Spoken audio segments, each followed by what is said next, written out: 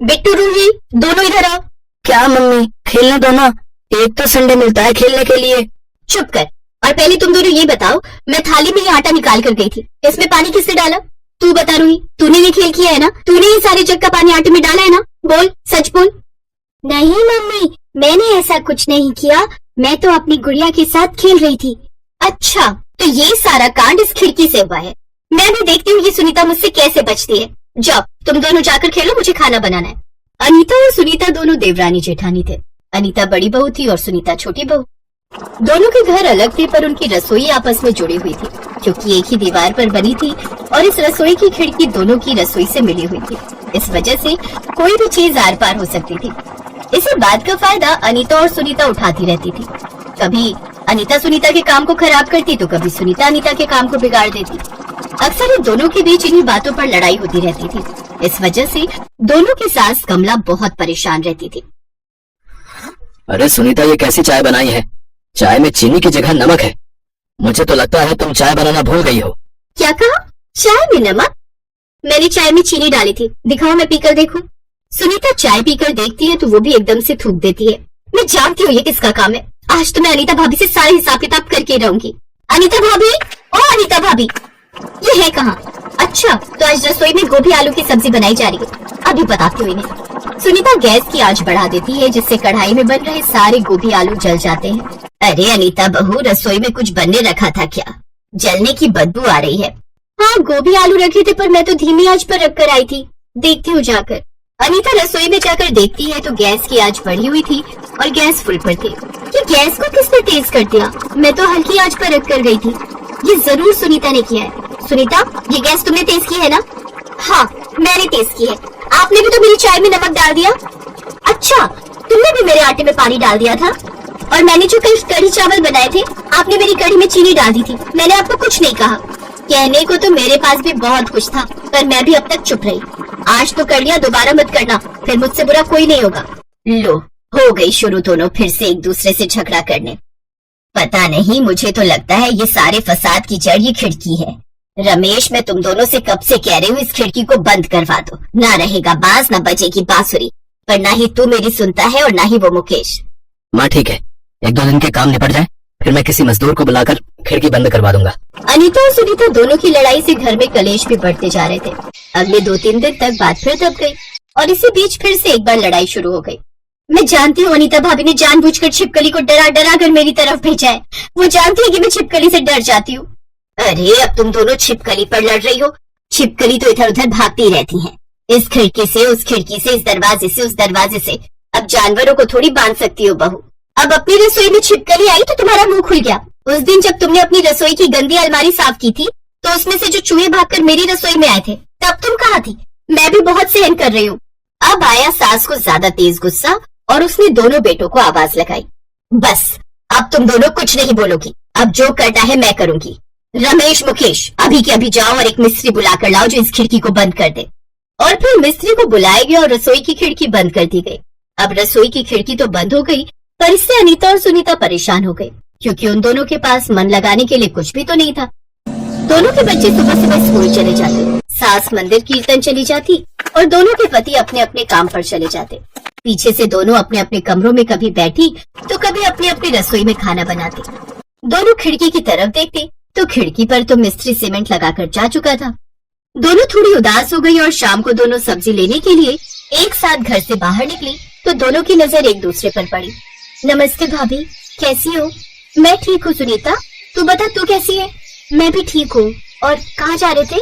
मैं सब्जी मंडी जा रही थी। आज बिट्टू और रूही का मन था भिंडी खाने का, तो सोचा मंडी में ताजी भिंडी आई हुई होगी, वही बना लूंगी शाम को। अच्छा, मैं भी बस मटर पनीर लेने जा रही थी। आज बबलू और पिंकी मटर पनीर खाने की जिद कर रहे थे। अच्छा, चलो दोनों साथ चलते हैं। हाँ, क्यों नहीं। दोनों देवरानी जेठानी एक साथ मंडी जाती हैं, पर ज्यादा बात नहीं करती, क्योंकि दोनों ही झिझक रही थी। कुछ दिन पहले ही तो दोनों इतनी तगड़ी लड़ाई कर चुकी थी, इसलिए बात करने के लिए ज्यादा कुछ था नहीं।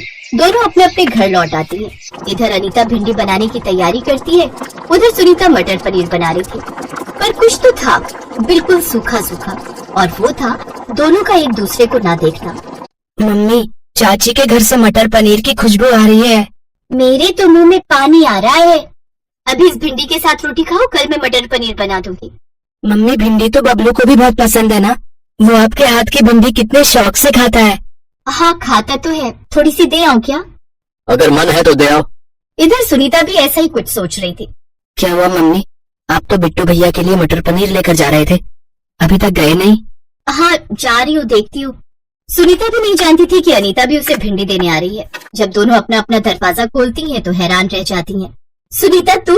हाँ भाभी, वो बिट्टू को मटर पनीर पसंद है ना। मैं भी बबलू के लिए भिंडी लाई थी, बबलू को भिंडी अच्छी लगती है ना। एक दूसरे को भिंडी और मटर पनीर देते हुए अनीता और सुनीता दोनों की आंखों में आंसू छलक रहे थे।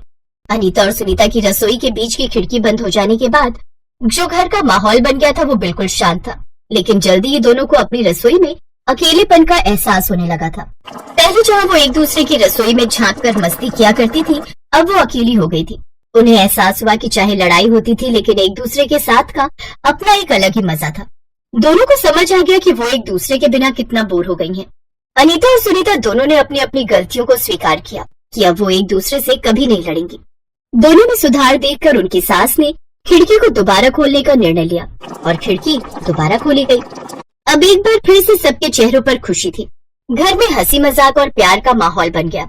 रसोई की वो खिड़की अब उनकी दोस्ती और समझदारी का प्रतीक बन गई थी।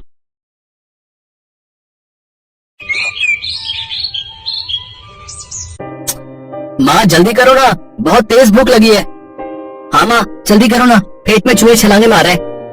अरे ला तो रही हूँ, सारा दिन बस माँ की ही जान खाते रहो। अरे माँ परेशान क्यों होती हो, भैया की शादी के बाद भाभी आ जाएगी, फिर तो तुम्हें आराम ही आराम हो जाएगा।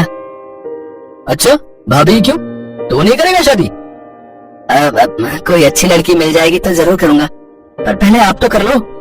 हाँ हाँ मैं भी देखूंगी, बीवियों के आने के बाद तुम दोनों उन्हें कितना परेशान कर पाते हो। हाथ में सब्जी का डोंगा लाते हुए उमा ने कहा तो उसकी बात सुनकर उसके दोनों बेटे मुस्कुराने लगे। इसके बाद सुशील और अनिल दोनों उंगलियां चाट चाट कर खाना खाने लगे और फिर अच्छा एक बात और है माँ, तुम्हारे हाथों का जो स्वाद है ना वो कहीं और नहीं। रहने दे, बड़ा आया, जब तेरी बहू आ जाएगी तब पूछूंगी कि किसके हाथों का स्वाद ज्यादा अच्छा है। वाह माँ वाह, क्या बात कह दी। ओए तू चुपचाप खाना खा, ज्यादा बोलेगा ना तो तेरी शादी पहले करा दूंगा, समझा? सुशील की इस बात को सुनकर उमा सोच में पड़ गई और फिर उसने कहा वैसे आइडिया बुरा नहीं है। मतलब कौन सा आइडिया माँ?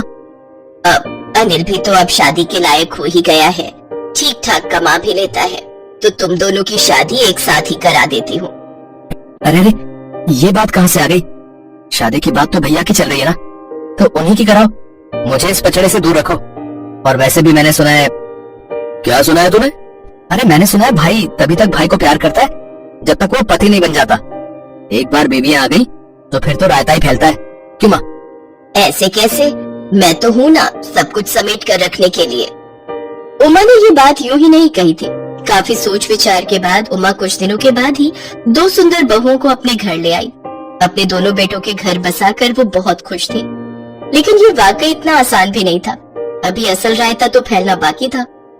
कुछ दिनों तक तो सब ठीक चला, लेकिन फिर एक दिन, सुनो जी मुझे आपसे एक बात करनी है। क्या हो गया बोलो? अरे वो अनीता, वो तो बहुत ही फिजूल खर्च कर रही है। मतलब ऐसा क्या कर दिया उसने?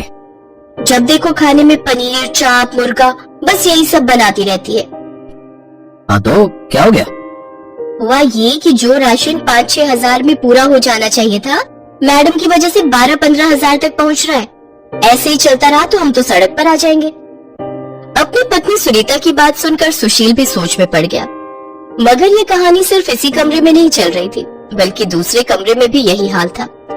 छोटे भाई अनिल की पत्नी अनीता भी उससे अपनी जेठानी की शिकायत कर रही थी। देखो जी ऐसे नहीं चलेगा, मैं कह देती हूँ। पर हुआ क्या?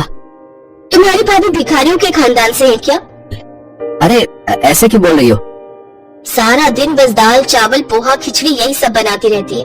अरे 4 दिन की जिंदगी है और सिर्फ 3 टाइम खाना है, तो कुछ अच्छा तो खाओ। कुल मिलाकर दोनों तरफ एक सी हालत थी। सुनीता को उसकी देवरानी अनीता बहुत खर्चीली लगती थी, तो वहीं अनीता को अपनी जेठानी सुनीता एक नंबर की कंजूस लगती थी। धीरे धीरे ये लड़ाई शिकायतों से बढ़कर हर रोज के झगड़ों और फिर तू तड़ाक पर आ गई। आखिरकार उमा ने परेशान होकर घर की रसोई का बंटवारा कर दिया। दोनों बहुओं के चूल्हे, राशन, यहाँ तक कि मसालों के डिब्बे तक अलग अलग हो गए। दोनों बहुएं अलग अलग वक्त पर खाना बनाने लगी और रसोई के इस बंटवारे के साथ ही दोनों भाइयों ने भी आपस में बातचीत करना बिल्कुल बंद कर दिया। हालांकि दोनों बहुएं अब बहुत खुश थी। अब सब बढ़िया है, जो खाना है खाओ, किसी की रोक टोक नहीं। अब मजा आएगा, जब ये ऊटपटांग खाकर पेट खराब होगा ना, तब पता चलेगा। दूसरी तरफ उमा इस सबसे बिल्कुल खुश नहीं थी। वो बस इसी सोच में डूबी रहती कि आखिर कैसे दोनों बहुओं में सुलह हो और घर की रसोई फिर से एक हो जाए। और तभी उमा को एक आइडिया आया। जिस वक्त रसोई में कोई नहीं था, तभी उमा चुपचाप रसोई में गई और अनीता के आटे के डिब्बे में से ढेर सारा आटा निकाल लिया। फिर मौका देखकर अनीता के सिलेंडर का पाइप निकालकर काफी सारी गैस खिड़की से बाहर उड़ा दी। उमा हर रोज ऐसा ही करने लगी। कभी वो दाल निकाल लेती तो कभी किसी के चावल कम कर देती। इस वजह से दोनों बहुओं का राशन बहुत जल्दी खत्म होने लगा। दोनों भाइयों पर दुगना खर्च पड़ने लगा। और तब एक दिन, अरे यार अनीता, कहाँ से लाओ इतने पैसे? भला ऐसा भी क्या बनाती है रोज जो महीने का राशन 15 दिनों में ही खर्च हो गया? अब ऐसा करो, तुम रहने दो, अब माँ ही रसोई चलाएंगी, तुमसे नहीं हो पाएगा। उधर घर के दूसरे कमरे में भी कुछ ऐसा ही हाल था। एक तो सारा दिन खिचड़ी और दाल चावल खाकर मैं खुद पक चुका हूँ, और उसमें भी तुम्हारी रसोई में राशन इतनी जल्दी खत्म हो जाता है? सिलेंडर पर सिलेंडर भरवाए जा रही हो। बस अब बहुत हो गया, तुम्हें अपने मायके जाना है तो जाओ। यहाँ एक ही रसोई चलेगी और उसे मेरी माँ चलाएंगी, समझी तुम? उमा का तरीका काम कर गया था। दोनों बहुओं को जब कुछ समझ नहीं आया तो दोनों ने हार कर एक दूसरे से सुलह करने का फैसला कर लिया, क्योंकि वो दोनों एक दूसरे को तो बर्दाश्त कर सकती थी, पर अपने पतियों की नाराजगी वो नहीं झेल सकती थी। और इस तरह उमा की रसोई में खिंची लकीर मिट गई और दोनों बहुएं मिलजुल कर अपनी एक रसोई चलाने लगी।